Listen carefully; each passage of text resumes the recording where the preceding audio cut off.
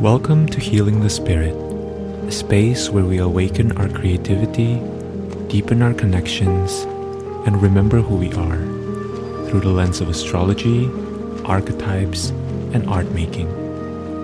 I'm your host, Jonathan Coe.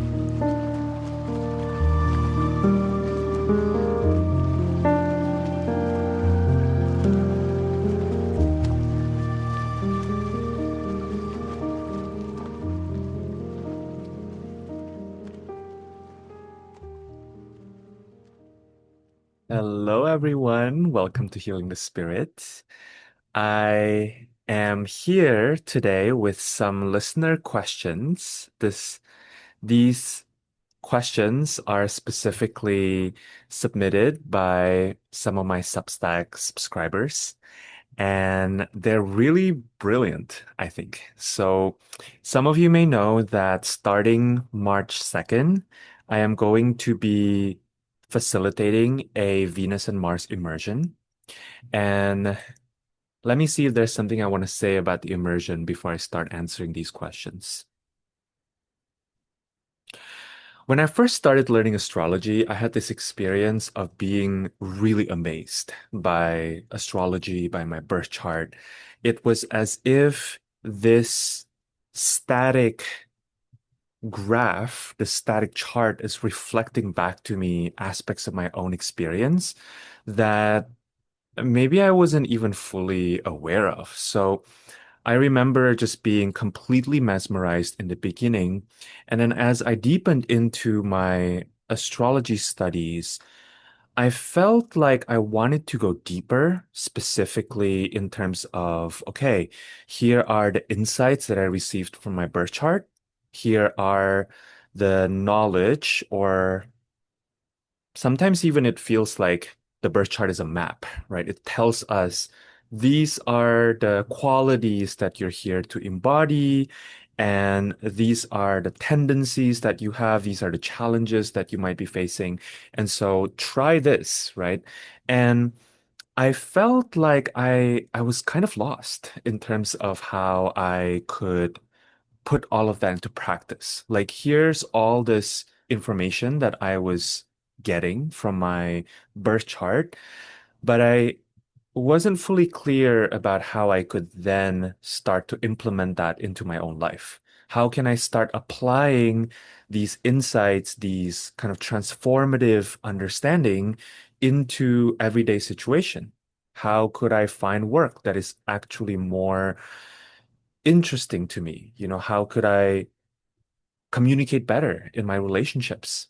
How do I go after the things I want? And so when I was thinking about creating this Venus and Mars immersion, my primary intention is to create a space where we not only learn about these archetypes as concepts or as pieces of information so that we can put more into our analytical brain, but I wanted to create a space where we can fuse astrology and other modalities like energy work that I'm very well versed in and that I found to be really helpful in terms of creating transformation in my own life, right? And I wanted to create a space where the two of them can coexist, where we can study archetypes, but we can also then put that into practice, right? We can bring the things that we are struggling with, the things in our lives that we wish were different, and we can kind of investigate it. We can take a look at it together and see how the study of archetypes can actually help us. And also in real time, what I wanted to do was to assist people in actually changing their lives, right? Changing is very challenging. Making changes is so tough, right? Because there's just something about being human and perhaps the survival mechanisms and impulses that we've that honestly have been helpful for us, right? For generations and generations. These are the things that have helped us to be here, essentially. But when it comes to creating changes, that can hopefully make our lives feel more like our own, where we can feel like we're actually walking our own path instead of the path that we've been prescribed, right? The path is not always very straightforward. That process can be very challenging. And I found through years of giving readings that while readings can be such a powerful kind of peak experience, real transformation can take time. And so I wanted to, yeah, really create space where not only if you're interested, you can hang out with me for an extended period of time and work on areas of your life that you want to work on and areas of your chart that you want to have a better relationship with, but also to be in community with like-minded people, people who are on their spiritual path, people who are creative, and there we can create an atmosphere of supporting one another in our personal journey through learning astrology, learning energy work, and in general, just kind of asking ourselves the questions, right? Exploring different facets of being alive. So if this sounds interesting to you, I would love to have you, and you can read more about the immersion on the course page. And yeah, let me see if there's anything I want to say about that. I don't think so. That's it. If you have any questions, you can always find me. You know where to find me. Substack, Instagram, my email, and all that. Okay, let us get to the brilliant questions that have been submitted. So, when I ask my Substack subscribers for questions, here was my prompt. I would love to solicit some questions from you. What are some challenges you're seeing or facing in 2026 so far when it comes to showing up authentically in work and relationships? Feel free to include your Venus and Mars placements by sign and house if you want. So, my intention is really to provide some of my thoughts, right? Really, I'm just offering perspectives here. So, be discerning.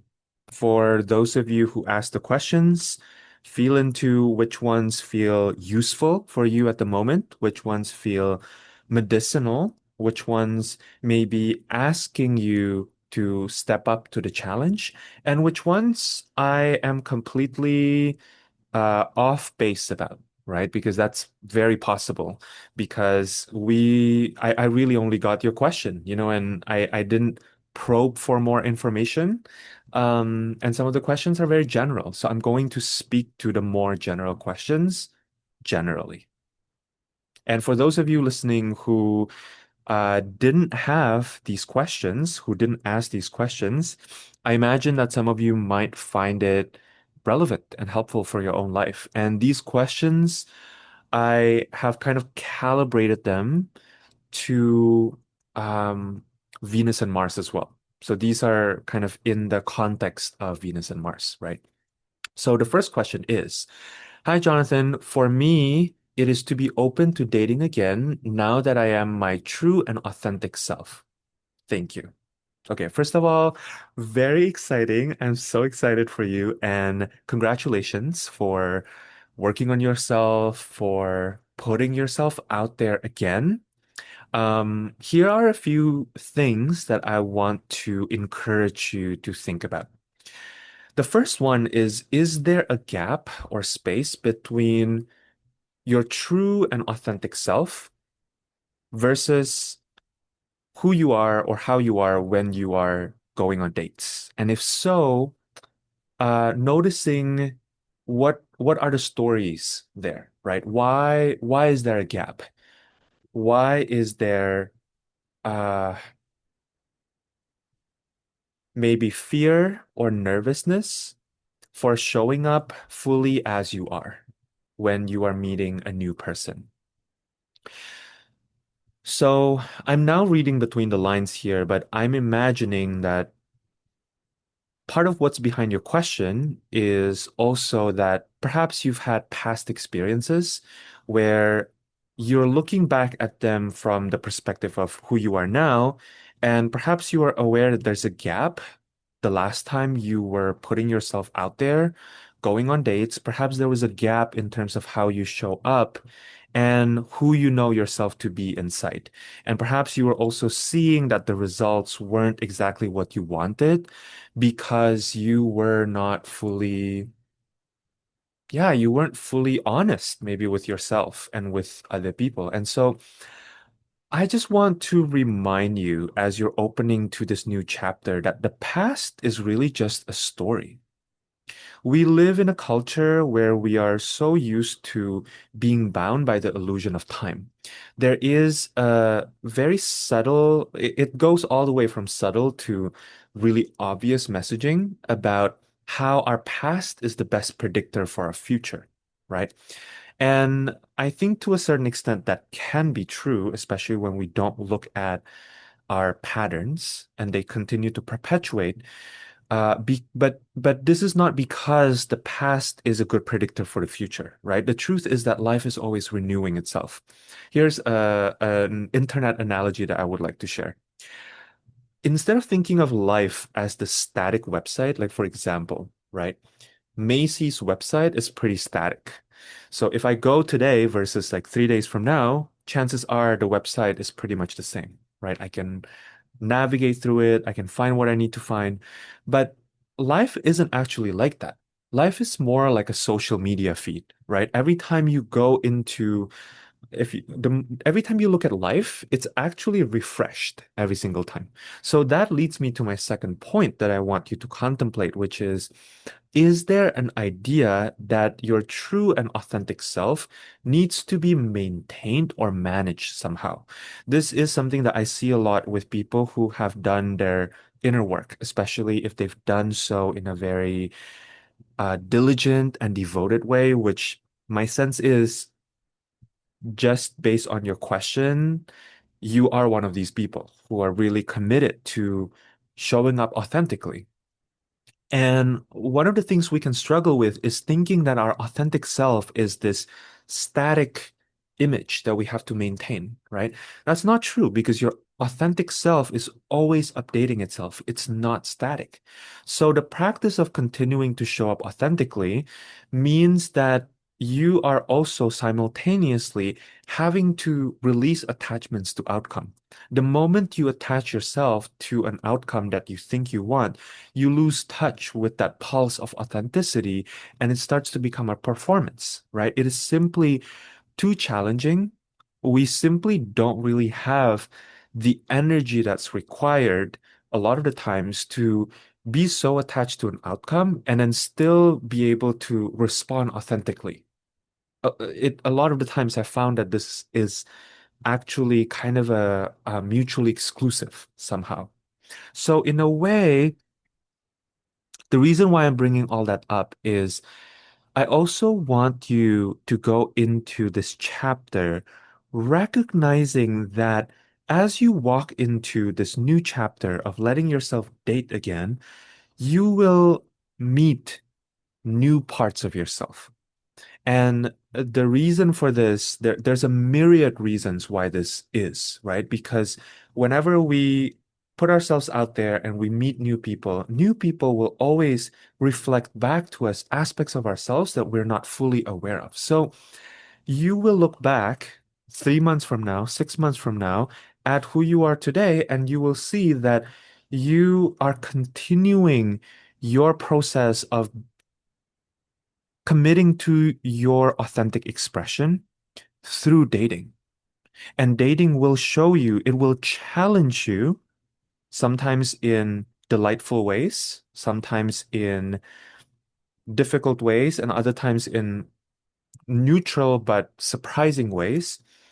It will show you places within yourself where you can be more honest with yourself, right? Places within yourself where you can be more coherent in how you communicate with others while still maintaining your own connection to yourself. And this is a constant practice, right? And because you are always evolving as a being, just know that you don't need to hold up any sort of fixed idea of what it means to be true and authentic. Being committed to your own truth and being committed to expressing yourself authentically is a moment by moment choice that you are making. Every interaction is an opportunity to choose to share your immediate responses or spontaneous responses or to choose a different path, right? And sometimes when we're choosing a different path, it's it's not to say that if we're not being totally spontaneous, we're not being authentic either. This is why a lot of the times people can lose their own sense of who they are authentically in relationships. Because the truth is, when you go into situations like going on a date or being in a relationship with another person, you are co-creating a third thing, right? It's not just your energy or this person's energy, but it's like a third energy. And so just know that you will be evolved by this experience. This experience will evolve you. And I would say just enjoy the ride. Enjoy seeing how you get shifted by relationships and by relating to other people.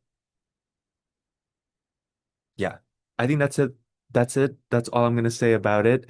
I wish you the most beautiful and enchanted experience in this next chapter of going on dates. Okay. The second question is, I feel like I am satisfied, but my audience is not. Okay, so for context, I know this person, and this person um, is a brilliant practitioner, has a beautiful public work out there, right? And so this question or this comment is within the context of building your practice, right? You feel like you enjoy what you're putting out there, but maybe your audience isn't responding the way you think or you want them to respond. Um, and you also added that you don't know that for sure, right? And um, this is an experience I know very well because, for example, having a podcast, I don't always get a response from all of you. Sometimes I put out an episode that I think is, you know, blew my socks off, and then who knows? Nobody commented, nobody shared it, right? And that's really part of sharing on the internet, I think, because you could put out the best thing, and sometimes maybe the people who are tuning into you are a little bit tired, or maybe, I don't know. First, there's many different reasons, right? Why people are not responding. We don't fully know. So this person in their chart has Venus in Sagittarius in the 10th house and Mars in Scorpio in the ninth house. So immediately upon looking at this person's chart, here is what I heard. Lean into the teacher that you are. I think this is very exciting.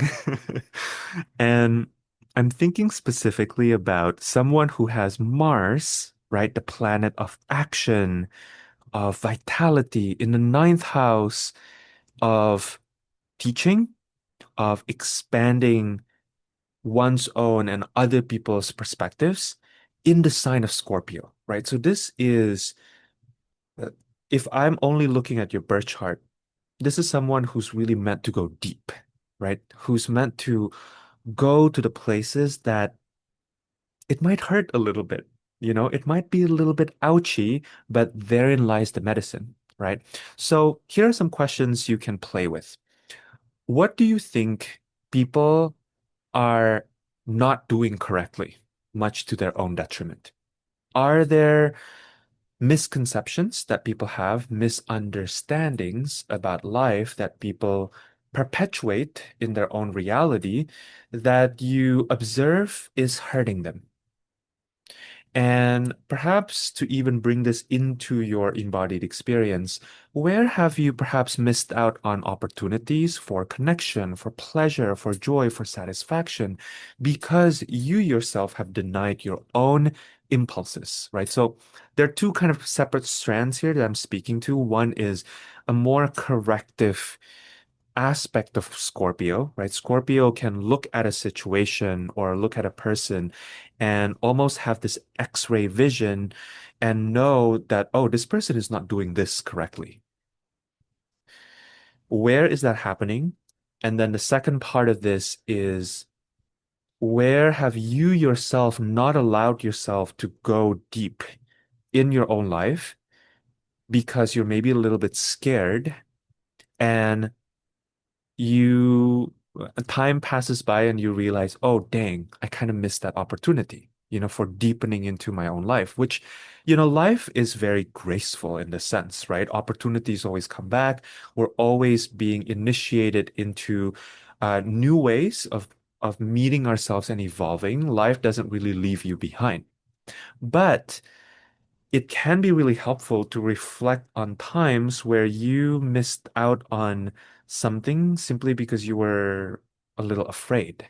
Because in the position you're in now, you can help other people see where their own hesitation for leaning into their gifts, leaning into their impulses might be costing them, right?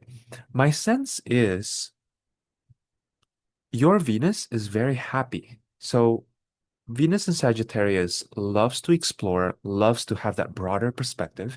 And for you, this is ruled by Jupiter and Taurus in the third house, right? So there's a quality about this Venusian exploration that's very communal. And I know you as well to be a natural conversationalist. You are genuinely interested in other people's perspective, and you are such an expert at asking questions that are really graceful and also goes deep, right? So perhaps if you would like more people to respond to to what you're putting out there, consider the possibility of adding a little bit more spice here, right? And I want to be very careful here because you do have Mars conjoined Uranus in the ninth house. So the key here is to not actively try to shock other people. Because when we hear, right, okay, I have permission to be a little bit more martial, a little bit more uh pointed in my approach and in how I speak to my audience, sometimes we lean a little too far. Wherever Uranus is, you're already going to bring in that surprise element. So it's not really about stepping too hard into being a provocateur, right? You don't need to do that. Um, but at the same time, can you hold the stance of if people share feedback with you that they are shocked or taken aback, can you practice saying, you're welcome? Because chances are people probably needed that. People who felt shocked by you, your words, your perspective, they probably can use some of that. So, yeah, that's my take on that question.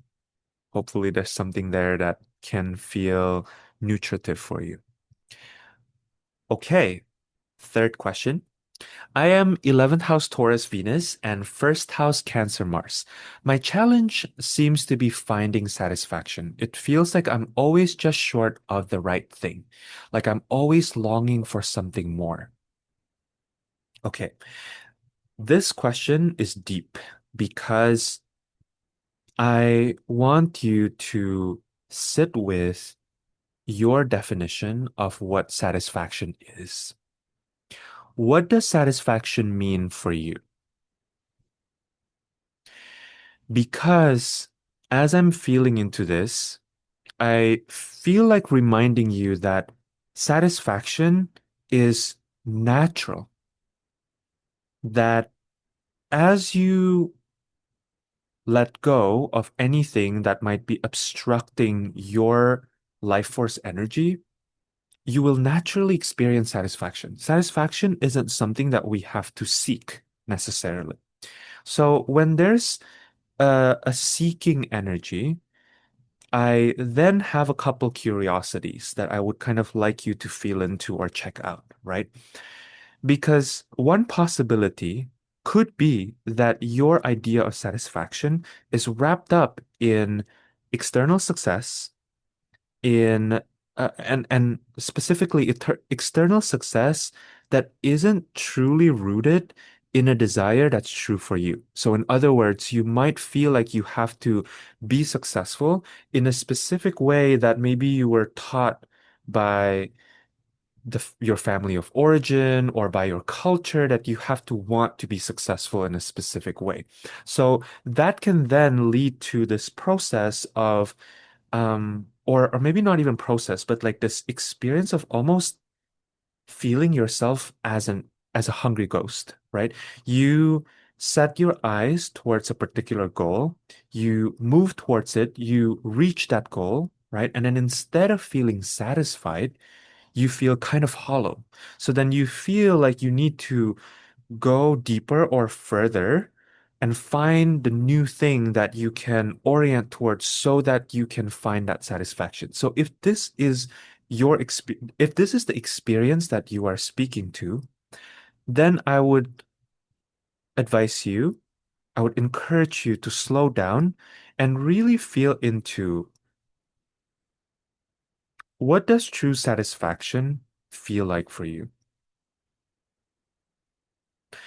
Because maybe true satisfaction is found in the smaller and finer things in life. It's not so much about me accomplishing certain things or reaching certain life milestones, but maybe the real satisfaction is that random Sunday morning where you get to just be surrounded by your family and then you hear one of your kids laughing out loud. And that experience can be all that is. That can be the satisfaction you're actually looking for, right? And so, if that's the case, I would encourage you that, first of all, it's still uh, fabulous to have goals, right? I love having goals. I love having goals. I love having projects because isn't that why we're alive? We are alive because we want to continue expanding, right? But maybe the experience you're speaking to potentially is that deep inside you, you are scared of truly letting in the experience of true pleasure. Like when pleasure is actually happening in the moment, when joy is happening in the moment, when love broke your heart a little bit, is there a part of you that's kind of bracing for it? So that's the first thing I would check, right? And um, simultaneously, I also feel like reminding you that expansion is the nature of life. So you live in this three-dimensional form, right? You live in a body, and it's you are nature, right? You don't just nature isn't some destination that we go to that we look at, right? This vista that we take a few paid time off to visit, right? Nature is within ourselves, and nature is always evolving. So, for some reason, for you, when I felt into this question, I got this imagery of a beach and how the shoreline is always in flux, right? Mostly kind of eroded by the ebb and flow of the ocean. So, nature is always expanding, nature is always growing, even if some parts of nature is decaying, right? So if the experience you're speaking to is the experience of you setting a goal and then reaching that goal and then feeling very satisfied, and then that satisfaction kind of fades, right? And it turns into you desiring more things.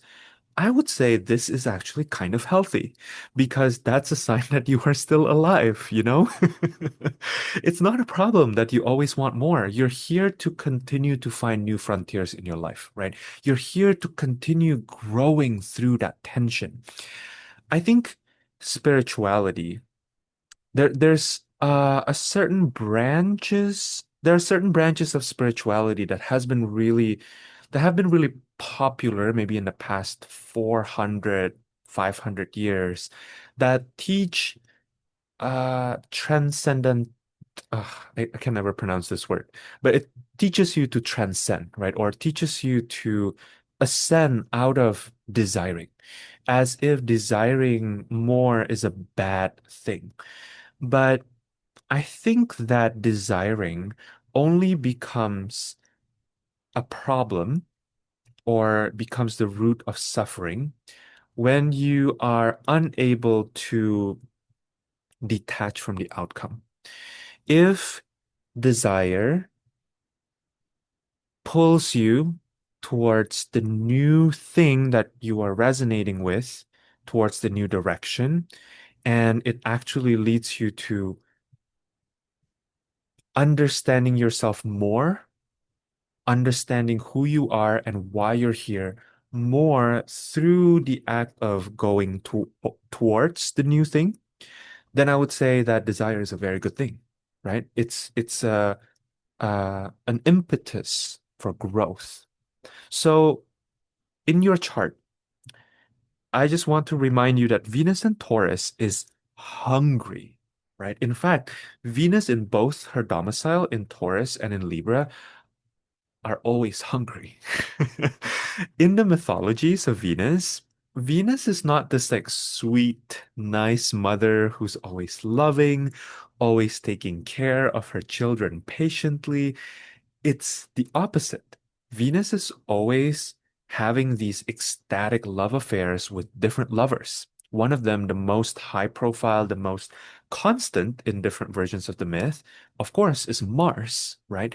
And so it is in Venus's nature to continue wanting more. It is more a question of how you relate to the experience of wanting more. Are you relating to the experience of wanting more from the perspective of I don't have enough, right? Which is really the underlying currency or energy of lack? Or are you orienting to wanting more from a sense of adventurousness? You might want to listen to this song by Björk called Hyper Ballad. She also wrote another song called Venus as a Boy, but I feel like actually Hyper Ballad is a more Venusian anthem. And Hyper Ballad feels to me like is depicting this character who is always hungry for more care, more love, right? More attention, but also has like a propensity for destruction a little bit. Venus is like not a cute archetype, right? Um, I was recently revisiting my mythologies for Venus, and I don't know how many of you know this, but the birth of Venus is very interesting. So, uh, Uranus, which is the god of the sky, right, and uh, his lover, Gaia, which is Earth, kept um, having sex, and then they kept having children, right? But Uranus kept killing the children, and one of the children that Gaia kept, uh, Kronos or Saturn, was finally rebelling against his father, right? So what he did was he cut Uranus's phallus, and then that phallus fell into the middle of the ocean. And Venus was birthed. Aphrodite was birthed from the phallus of uh, Uranus.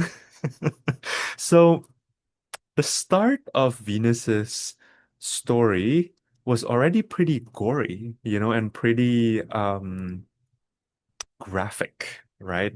And it does speak to the Venusian part of us does have that hunger. It is a matter of looking at the rest of your chart for balancing that with part of you that wants to orient towards wisdom, which is what I'm perceiving from you, right? That it, if I were to read between the lines of what you are saying, you seem to have this desire to find balance between seeking satisfaction or seeking pleasure and also um, recognizing that you already have enough, right? Which is the definition of wisdom. And so the last thing that I wanted to bring in here is about your Mars and Cancer. So, Mars in Cancer is very sensitive. Mars in Cancer may struggle with moving on when something is done because Mars in Cancer may feel a kind of indebtedness to help people with their sadness or grief or disappointment when you yourself are maybe done with a specific relationship or a specific project or a specific situation, right? So, my advice for you, if that's true, is to accept what you're feeling. Accept that you are feeling some grief for hurting other people.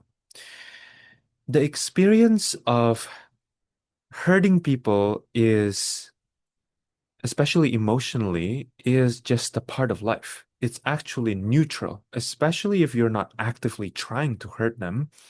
Um, People will be hurt by your actions, right? If you take actions, no matter which action you take, someone is going to get hurt.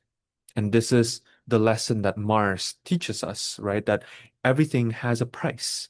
So in your life, I'm sure you have experienced both ends of the spectrum. I'm sure you have experienced being hurt. I'm sure you have also experienced hurting other people. I'm sure that the experience of you being hurt, some of them have accelerated your growth, and others have hindered you from actually walking your path, right?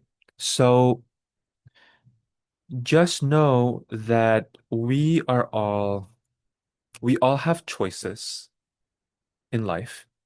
And when something unpleasant happens to us, or when we're hurt by someone else's actions, we do have the opportunity to alchemize that into something that's beneficial for us, especially when that person who did something that hurt us is simply advocating for their own interest and their own path, right?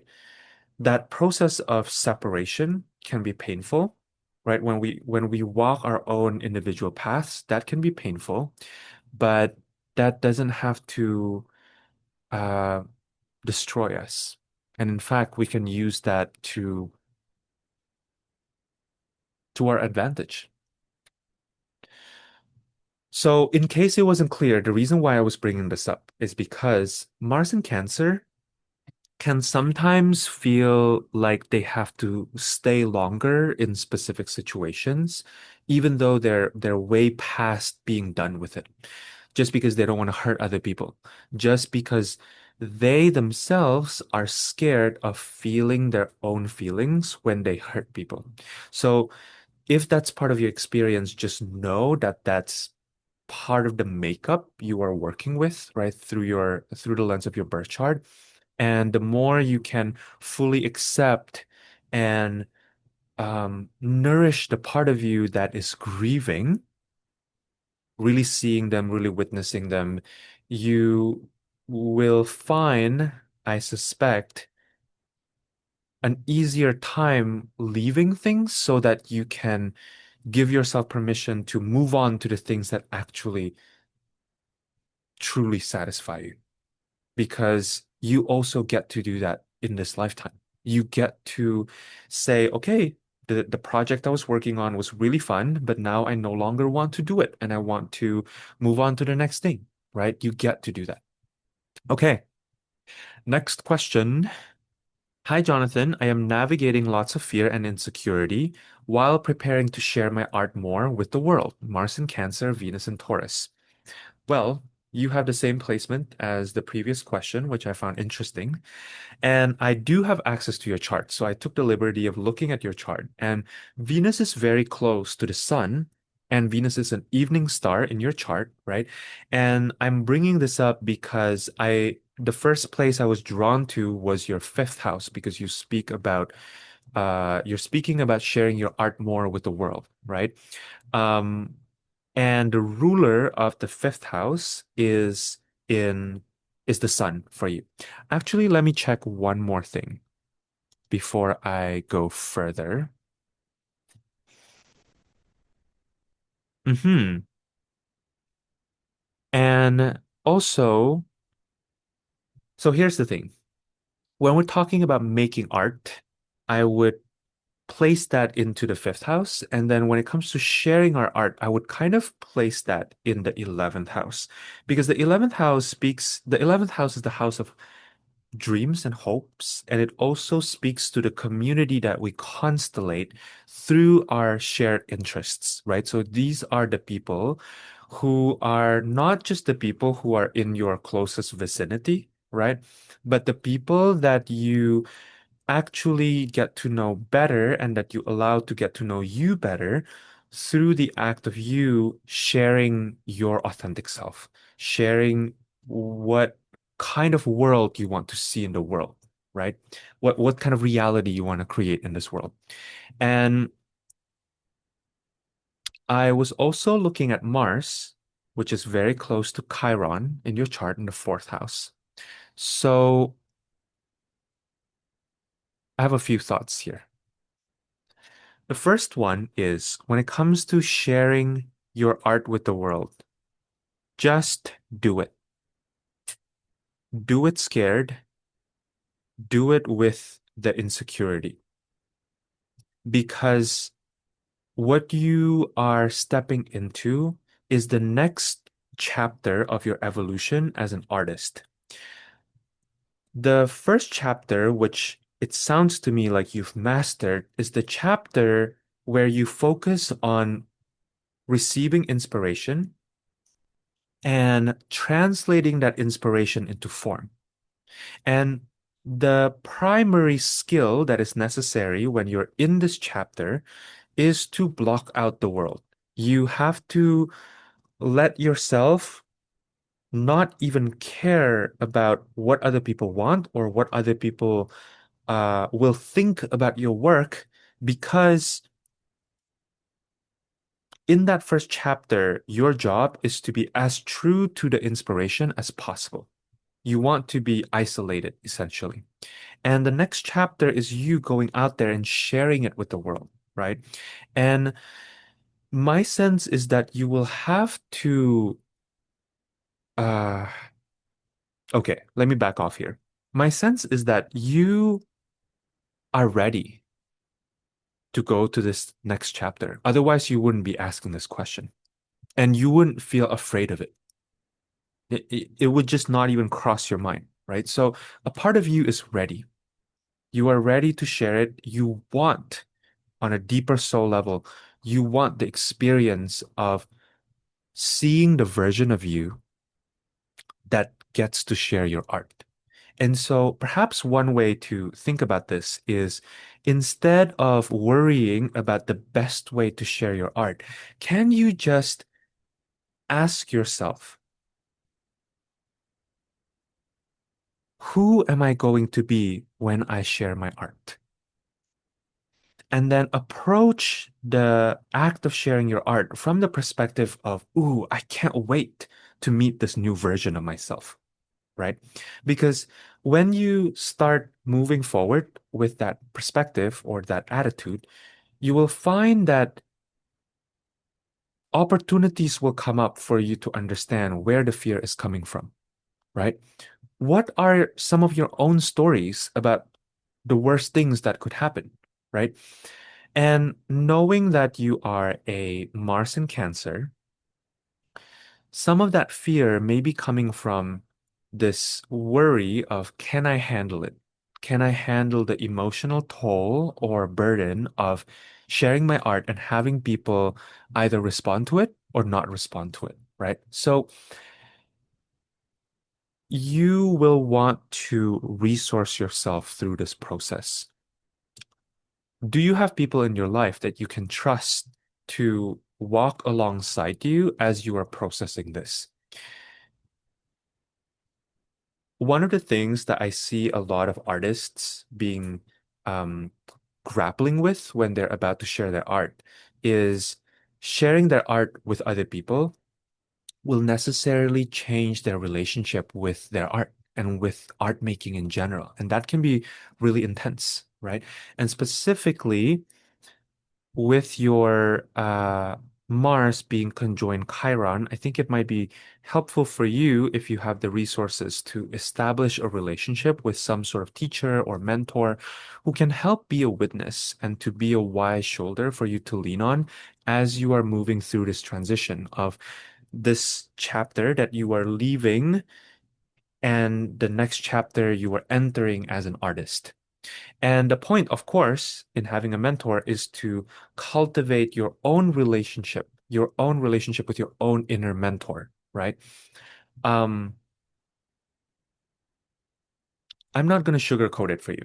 Sharing your art can be extremely scary, especially if in the past your creative expressions have not been received well, whether that be by your caretakers or by people at school, right? Or the community you grew up with. Sometimes it can even be as subtle as you grew up being surrounded by people who don't really value art that much, right? And that can take a toll on you and your confidence as a young artist.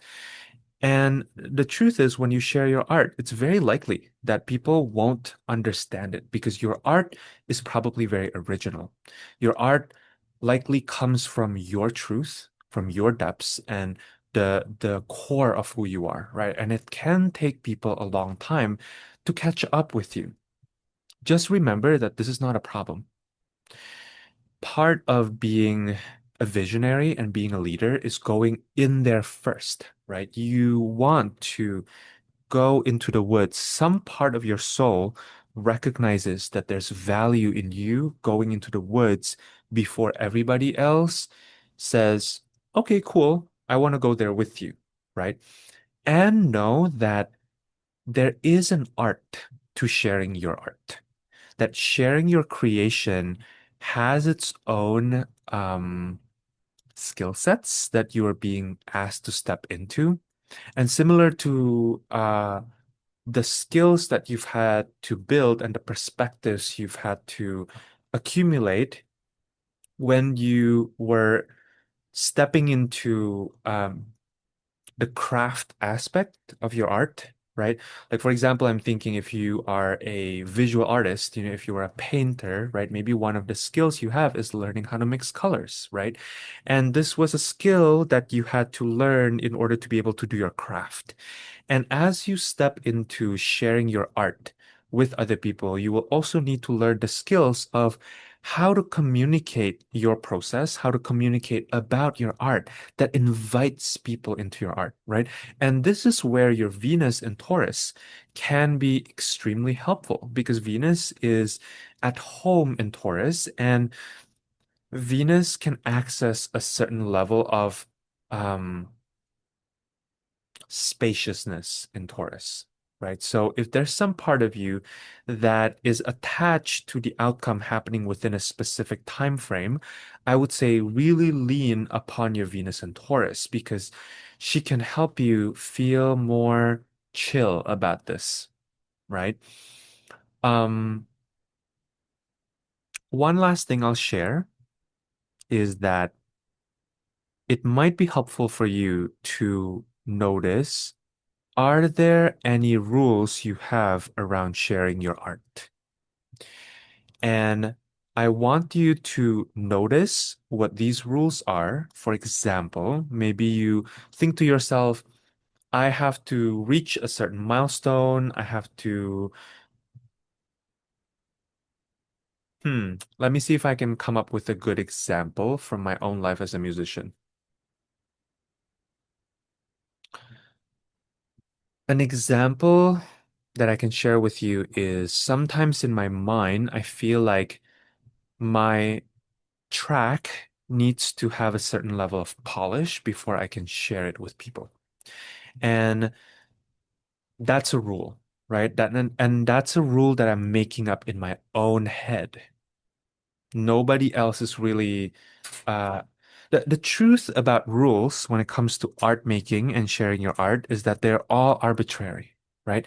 For every rule that you see that applies for a certain person or a certain artist, you will see that there's another artist who is equally successful, if not more successful, who completely broke that rule. So there's no universal rule when it comes to art making, right? Or sharing your art.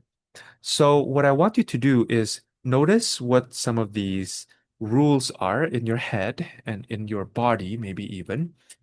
And I want you to find examples where this is true and where this is not. And the reason why you would want to do this is because when you find these examples, it starts to shift your relationship with the rule, right? The rule might be useful. It might be a legitimate rule. And in certain situations or certain contexts. And in other contexts, it might not be. So what you want to do is you want to get to a place where you have healthy relationship with the rules through accumulating examples and counterexamples. And I also then want you to ask yourself, how would my life and my practice be different if this rule were actually not true, right? For me, for example, maybe if I don't have to wait until the production quality is polished before sharing my songs, then maybe I can just share snippets of myself singing my song to a camera without any backing tracks on Instagram, right? Not a big deal. I can just lie on the floor, share my process, and let it be that. I get to share my art in a simple way, right? Um, and finally, the last piece of contemplation is I invite you to break the rule in the next week. What are some small ways that you can break this rule? And then just try it. Mars in Cancer um, is actually a very courageous placement. Some of the most brave people I know are Mars in Cancer. I know that in traditional astrology, it's said that Mars is fallen in Cancer. And the way that I contextualize it is that Mars in Cancer is really sensitive. So Mars in Cancer is so connected to their own feelings. And especially when you have this signature of Mars conjoining Chiron in your chart, you may have had experiences where you weren't fully seen when you were being vulnerable, when you were being sensitive. So you might feel like it's not safe to do that, but I hmm,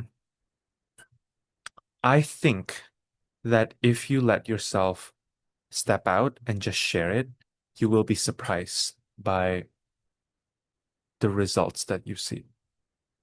At the very least, you will be surprised by discovering the level of strength and resilience that you have and how that can then be channeled back into your art making. Okay, next question. This is the last one. For me, challenges this year so far have been balancing my need to be alone and in my own world to develop my ideas and contemplate, to develop my ideas and contemplate with spending real time slash quality time with my relationships. Work, same thing. Not enough time to develop ideas before needing to make them at work. Venus is in Aquarius in the fifth house, Mars is in Taurus in the eighth house. Hmm, really great question. So, first of all, I want to invite you to contemplate your relationship with time. If you have to visualize time, what would time look like? If time is a person, how would they dress? What would their aura look like? If time were a color, what color would it be? If time were a place, what would time look like, feel like in your imagination? And once you felt into that question, I invite you to feel into your body. How does it feel to look at this representation of time? And I want you to ask yourself, is this how I want to relate to time? Or is there a different way that you want to try relating to time? And the reason why I am placing you into this exploration is because my sense is underneath your question is an existential exploration. On the surface, the question looks like a question of finding balance, right? And maybe some part of that is true. Maybe there are tips and tricks you can do in your daily reality that can shift your experience of how that balance feels like. But for you specifically, I wonder if most of it is existential. And how would you know if it's existential? This is how you would know. You continue to have these big visions about what you want to do with your projects, with your work, with your life, with your relationships. And then you might find yourself really struggling to make that a reality. That to me is a symptom that there's something going on here. And what I want to recommend that you do is the practice that I found extremely helpful, which is the practice of killing time. How do you kill time? Going back to my response to the very first question, the present moment is all there is, right? Actually, the past is just a story at this point, and the future is also just science fiction. All you have is right now. So if we were to kill time, what you want to do is, as much as you want, tune into the big vision, right? And then ask yourself, what can I do now? What can I accomplish now? What feels good now? Start to live in the now. Notice any function within your thought patterns that are making you delay, right? So it would look like something like this. Oh, yeah, it would be really nice to make a short film, but I would have to raise X amount of money to make that happen. I mean, there's some truth to that, but there are also actions you can take now, right? What would feel satisfying to do now? Maybe if let's stick with that example, right? If you want to make a short film and you've never done it in your life, maybe what you do know is how to create a storyboard on Canva, right? So do that. If what you want, if what you think would be nice is to spend time with a friend, right? Or have quality time with a friend, instead of thinking that you have to go on this 3 hour movie date with this friend, what if you just pick up the phone and call them for 10 minutes and say, hey, I have 10 minutes. I've really missed you. I want to hear how you are. Tell me everything, right? And then make that 10-minute window that you have the most present and the most beautiful 10 minutes of your life. Because here's the thing with Venus in Aquarius. Venus in Aquarius is ruled by Saturn, right? And so, as we know, Saturn is the principle of constriction. So sometimes when Venus is bound to Saturn, Venus can feel like it needs all these things in order to feel the thing that it wants to feel from doing the thing, right? Like you might want to, in your mind, you might want to take this certification, let's say, right? This year-long somatic training. But actually, perhaps what you want to do, or perhaps how you want to feel, is simply that you want to feel relaxed in your body, right? if what you really want is to feel relaxed in your body, you don't need a year-long training to do that. You just need to sit there on your couch and let yourself melt into your own body. Maybe even placing a hand on your body and doing that for 10 minutes. You could feel the feeling, right? So Venus in Aquarius can overcomplicate things. And I know this because I personally have Venus in Aquarius. And I certainly have found that catching myself in moments where I am being too idealistic when it comes to time and when it comes to the experience of um, satisfaction, right? That's another word that's coming up for me. I feel like Venus in Aquarius can um, be so lofty and idealistic in terms of the kinds of satisfaction, the specific kinds of satisfaction that they want to experience. But the bar doesn't have to be set so high all the time, especially if you are mm, not in a phase in your life where there's actually a lot of external spaciousness. So, what I'm hearing from your question, and I could be wrong here, but it kind of sounds to me as I'm reading your question that you are you're feeling like there's not enough time. And maybe that's true. Maybe you are in a chapter in your life where you are being asked to put out a lot, right? And so when you look at your calendar, there may not be as much space. So instead of kind of rebelling against that, what I invite you to do is to work with that, right? Work with the restriction that you have. Let yourself not do it perfectly, but at the same time, don't deny that you have these needs, right? So, let me see.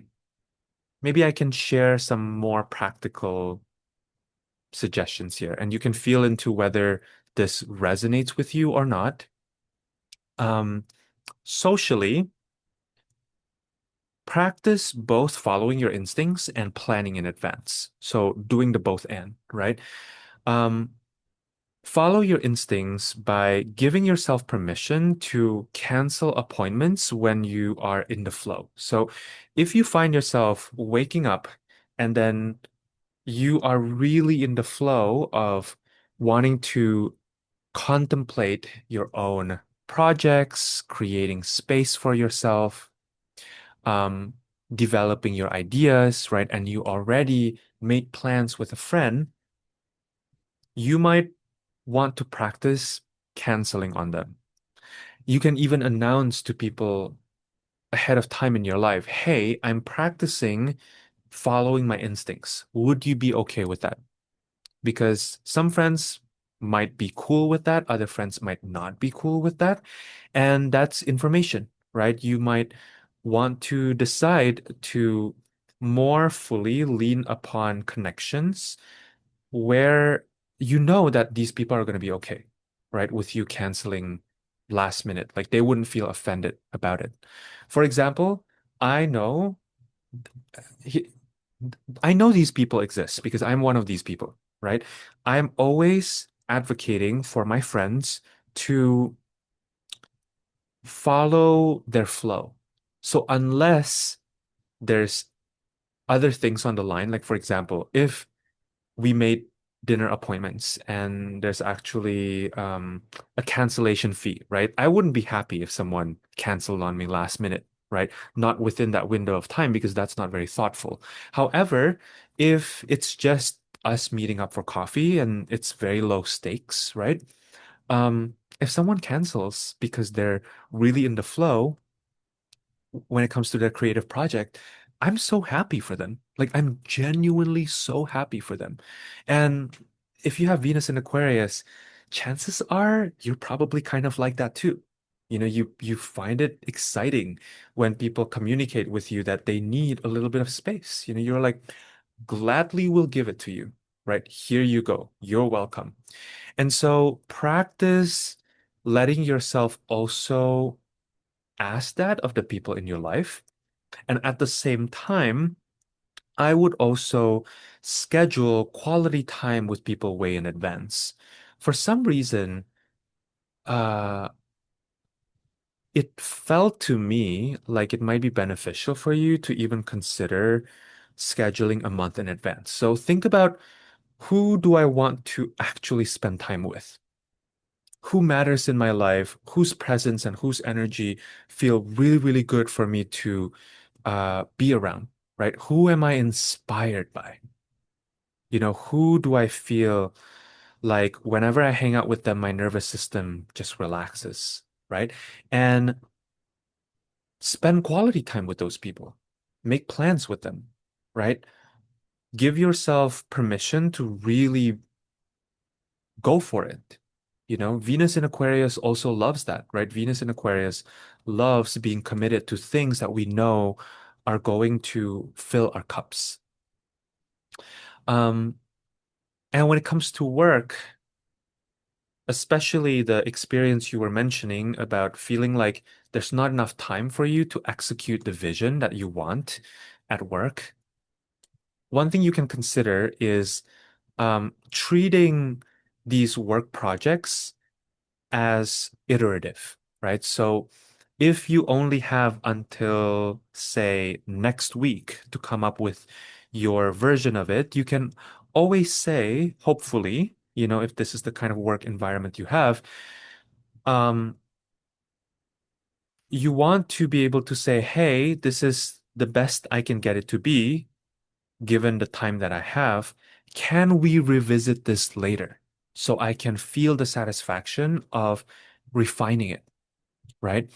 That some ideas might require more time to develop, and my sense of it too is that you are someone who are really tuned in to the potential of a vision, the potential of your ideas, right?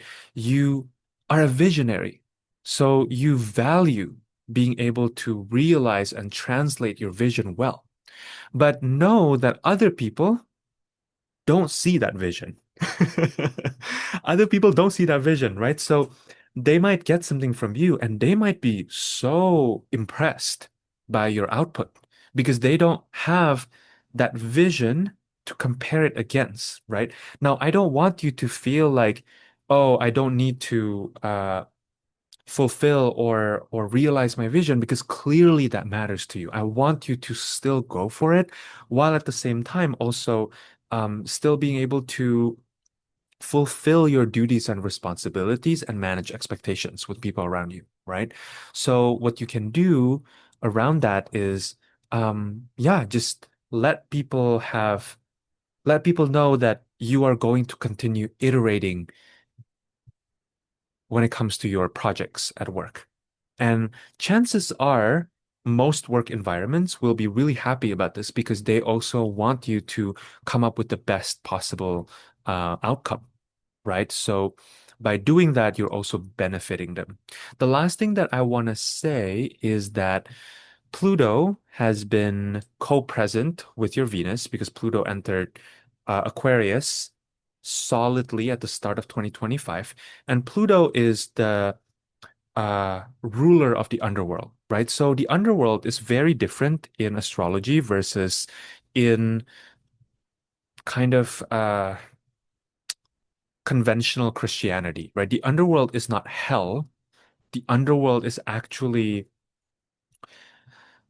the place where we don't always have access to light. The underworld is a place that can feel more empty than the above world. The underworld can feel slower. It moves at a different pace, right? If we think about the cave, um, the cave is more quiet, right, than the meadow, for example, or the forest even, because it's protected. The underworld is like yeah, it's like in the belly of the earth, right? And so Pluto entering the house where our Venus is can feel like things are a little bit less clear. Things are feeling a little bit mm, like it kind of loses its color. I wonder if you have seen that TV show called Chaos, which is the modern um, depiction of the Greek gods. And in Chaos, the underworld is black and white. Is depicted as this realm that is completely black and white, right? So if you feel like what used to make you really happy and really satisfied and really joyous is kind of feeling a little bit lukewarm, that could be Pluto's influence as well, right? So don't beat yourself up. You're not doing anything wrong if that's part of your experience. And just trust that you get to exercise your power in relationships and in your creative projects, right? Um, I'll speak to a part of your experience that might be there or a potential part of your experience that I haven't spoken to, which is it is possible that you are just really stretched at this time in your life. You just have a lot going on, right? And you might be craving more alone time. Venus and Aquarius people can be so brilliant, so thoughtful, so considerate, which is why you are so beloved and trusted, and people really want to be around you. But you also might have need for spaciousness and need for rest and recuperation that is a little bit more than people around you, right?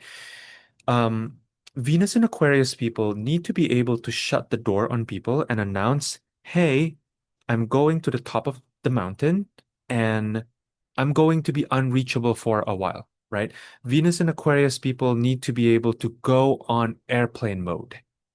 And I would say Mars and Taurus does too.